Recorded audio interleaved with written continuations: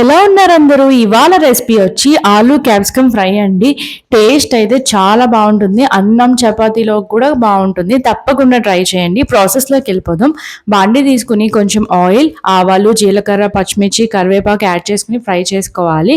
తర్వాత సన్నగా చాప్ చేసిన బంగాళదుంప ముక్కలు కూడా వేసుకుని 70% ఫ్రై అయ్యేంత వరకు ఫ్రై చేసుకోవాలి. 70% ఫ్రై అయిపోయిన తర్వాత సన్నగా చాప్ చేసిన క్యాప్సికమ్ పీసెస్ని కూడా యాడ్ చేసుకుని ఫ్రై చేసుకోవాలి. ఒక 5 మినిట్స్ లిడ్ పెట్టి క్లోజ్ చేయండి.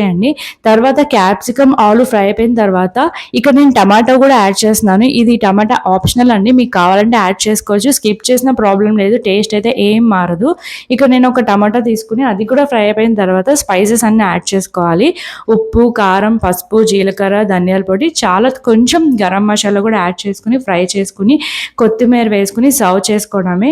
టేస్ట్ అయితే చాలా బాగుంటుంది. ఈ వీడియో నచ్చితే సబ్స్క్రైబ్ చేసుకోండి. బాయ్.